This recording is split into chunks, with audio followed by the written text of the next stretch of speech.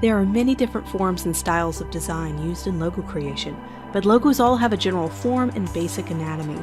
This lesson will review the structure and anatomy of great logo designs. We'll also review the many styles, forms, and flavors they can come in. First of all, what is a logo?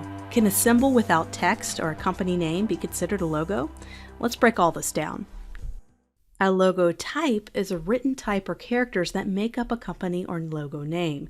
For instance, in this example, Racing Revolution will be the logo type. A logo mark is the symbol, icon, or graphic that's included in the logo but is separate from the type or typography. A great logo design will be a logo mark that can exist outside of the logo type and still be recognized. The best example of this in action is Apple. They do not need to have a logo type or words next to their logo mark to let the consumer know it's an Apple product. They understand this simply by looking at not all logos require a logo mark or symbol to be successful. Take, for instance, this logo. It only uses typography or text, but it remains effective and recognizable with no need for a separate graphic or symbol. Now, can a logo mark or symbol exist without the type or the company name, so the logo type? This is where it starts to get a little bit complicated. Yes and no. Our Apple example, the logo works without the use of typography, and you can see on their website the absence of the type or company name next to their main logo in the website header. This is because the brand is one of the most recognized brands in the world. A smaller brand, perhaps one you might have as a client someday, may not have the same brand recognition, so a logo with a logo mark or just a symbol only may not work to build that company's name recognition. A combination of a logo type and a logo mark inside one concise shape or symbol is called a badge, or these are special as they combine both type and symbols to create one flexible graphic. The great thing about seals and badges is they reduce the need for two separate objects, making them versatile and applying them to a wide variety of products and placements very easily. Emblems, seals, and badges are great for event-based brands and programs. They can exist in a central part of the design in the flyer or poster, for example, and they can explain both the event name and the company brand all in one simple graphic. Let's talk about spacing. Spacing is huge in logo design. A properly spaced logo can look professional and clean, but too much spacing can create a disconnect between the two elements. A typography-only or type-only logo can have problems with spacing as well. If the characters are too close together, it can seem crowded and overwhelming. Any name. What is the proper spacing for logo design elements? There are several tools and methods you can use to find the proper spacing, including grids, to find the right spacing for your logo elements. Grids can be used to create the same space between characters, for example, making sure there is even spacing to create that clean, professional look. Not all logos need a grid to be successful. Some logos, which are hand-drawn, illustrated, may be later vectorized to keep this hand-drawn feeling. Therefore, the spacing may not have to be perfectly even, as it starts to lose that organic, authentic feeling that way. The golden ratio is another method designers can use to find the right spacing for a logo. The golden ratio is based in nature, and more details about the golden ratio will follow that will include us building a golden ratio based logo together a little bit later in the class. But it comprises of circles and rectangles that are all sized according to a ratio of 1 to 1.618.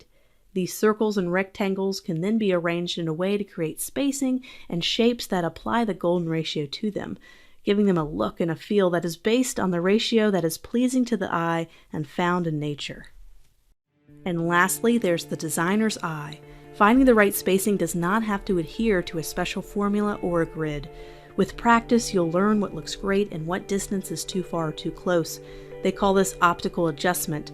When you optically adjust a logo, you're using your eye to find the right place. It's very important when working with logo types or typography-only logos.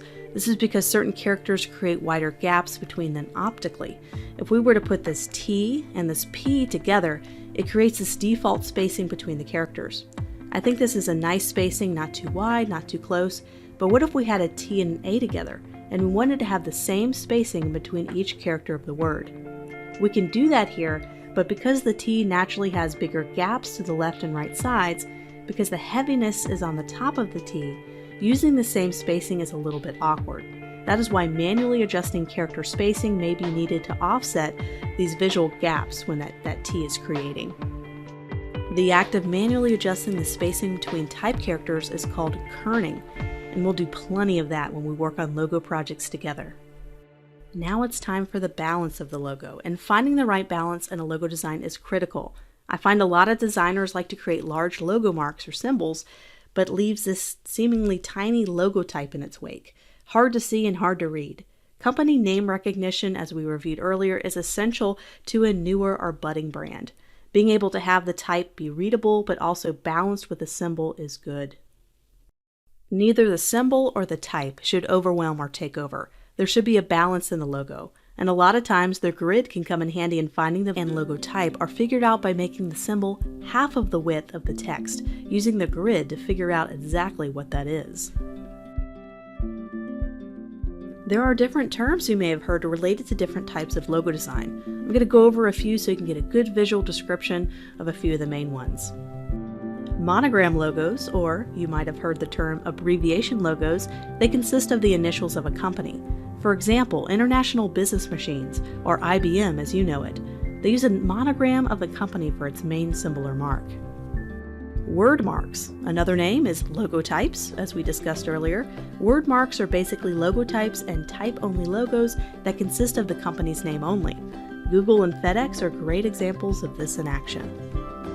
Emblems are other names or seals and badges, and they consist of a combination of type and symbols into one shape. We talked about this a little bit earlier, but that shape can be endless. Abstract logo marks consist of logos that contain an abstract shape or symbol that can loosely be based on what the company does. Lululemon is a great example of this, as well as BP or British Petroleum with their soft flower-like abstract graphic. Mascot logos are another one, and they consist of a main mascot, and you might have used in a logo. The last one we're talking about today is combination marks, which combine both the type and symbol together in one logo. So we had a chance to review basic logo anatomy, talk about spacing and balancing, and we reviewed several different categories of logos. Now let's take a look at some different styles of logos. Before we hopped into the next lesson, I wanted to mention that I also have a resource, a downloadable resource, that contains a cheat sheet of all the main logo types and styles that we went over in this lesson.